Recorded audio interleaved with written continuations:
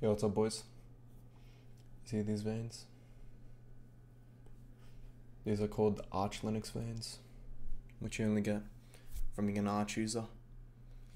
Anyways, I love DWM. I love DWM, the program, which stands for Desktop Window Manager. And essentially, it manages your windows. Fantastic.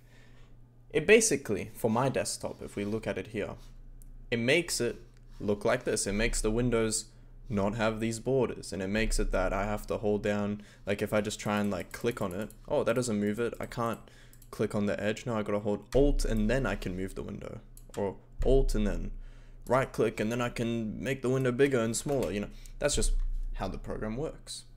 And almost every window manager or every single desktop has to have a window manager, unless you're doing it purely through the terminal.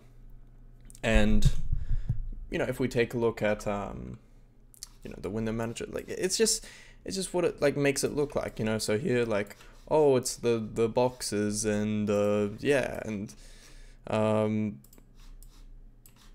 it just like it's the windows. It's the only way I can really describe it here. This is a KDE, I'm pretty sure. Yeah, KDE. And there's all these like different versions and this and that, but it's all the same thing. But specifically, DWM is a tiling window manager, which means that it tiles things. Like if I open up a different window here and spawn in a window, okay, one window takes up the whole space automatically. If I spawn in another window, then it halves it. And then another window and it quarters it or puts into a third, and then, you know, and you can shift around these windows. You can delete. I can, let's say, bring it to one side, take it to the other. You can do whatever you want. You can also put it into floating mode, which is how most window managers work. If you've ever used Windows, it's always in floating mode, where, you know, you spawn in a window. Let's say you spawn in your browser and it comes up like this, and then you can double click and then boom, and you know, that's just how it works.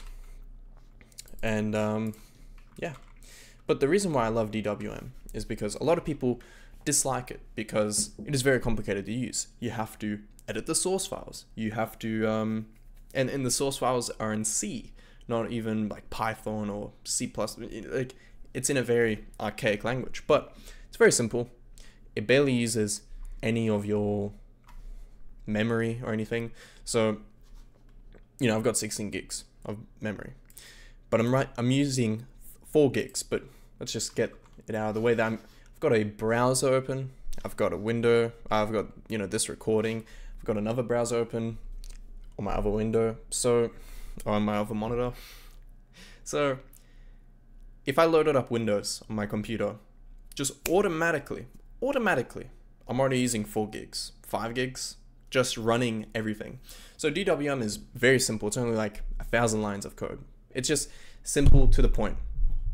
No mucking around, none of, you know, no spyware, nothing like this. Open source. It's pretty good. It's pretty good for what you get. It's free. And yeah, this is another, this is DWM.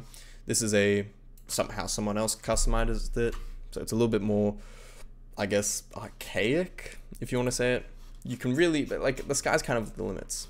You know, you can have it, like, literally however you want. Is DWM again, but this is a very old screenshot as well.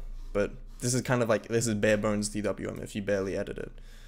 And there's many, you know what, there's actually many tiling window managers. So here we got, so here we got i3, you know, and they all kind of have their own unique look. This is BSPWM, but at the end of the day, it depends on how you write it. And I can understand why some people would not like DWM, because it is very, I guess, not user-friendly. But for me, what happened was I didn't know anything about C. I didn't know how to use C. I didn't know how to use Vim or any of these. But I was just interested in DWM because it's simple. That's what the cool kids were using. They weren't, you know, wearing diapers, using i3 or these other random tiling window managers. So I tried out DWM, and honestly, you learn it. You learn it. You're probably a young man if you're interested in this kind of stuff. So you're not stupid. I mean, you kind of have to be somewhat autistic to get into all this stuff.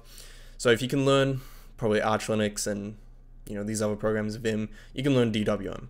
Although it is a bit of a pain, I will admit. I think it's only a pain though if you constantly change your setup. If you're constantly changing your setup, then maybe DWM is not for you.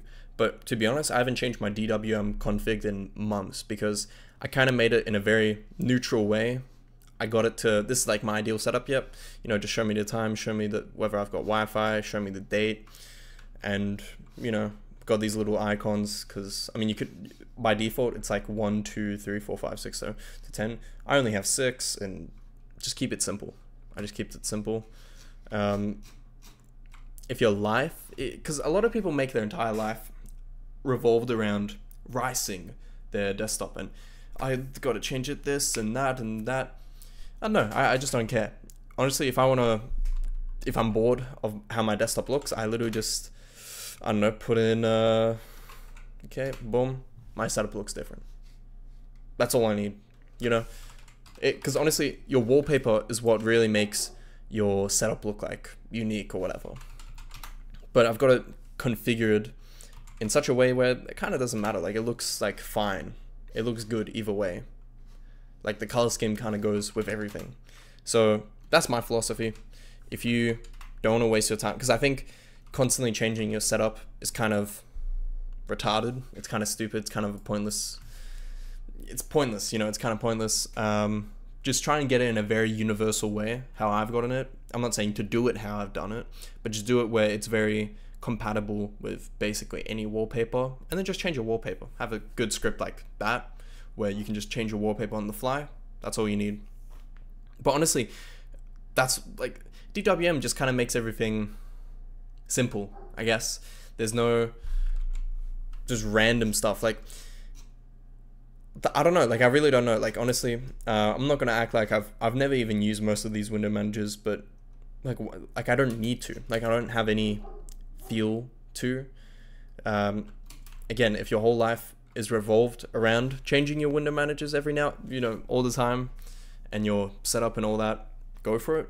But if you just want something that you set up once, you set it up how you want it, because that's the great thing about DWM, because it's so, there's not that many lines of code.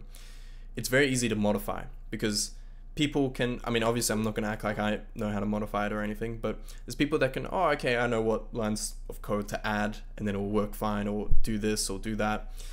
And you can add those, I forgot, you can patch it in the changes that other people have made, and boom, that's all you need. If you want to make it different.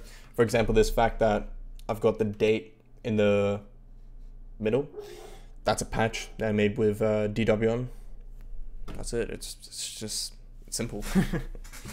I just made some changes, and yeah, obviously it does take a long time. I think that's the only thing that it's like a learning curve. But honestly, if you're into this kind of very obscure, esoteric programs on Linux, then I feel like you'll be fine. You probably won't care too much. So, it's up to you. But at the end of the day, that's kind of why I love DWM. And I don't know, again, like, it just has the potential to look the best, I think. It has the maybe BSPWM can look the best. I don't know, I've always seen people that have really cool setups with that, but I'm pretty sure that's also based on DWM. So yeah, at the end of the day, it really is your wallpaper, and it's honestly your wallpaper and your color scheme and the blur that really makes your setup look good, not really the window manager necessarily. But again, like, once you learn how to use DWM, it's just very simplistic. There are some people that are like, oh, productivity and stuff. I guess you can be more productive because you can, like, okay, Vim, and then I'm gonna open up another Vim, and then and then okay, boom, and then I guess yeah, that's 100% valid. It's probably true actually. But yeah, like I don't know, like there really isn't that much to say. It's just it's good. Try it out. It's not as hard as it may seem. Yeah. See you guys next time.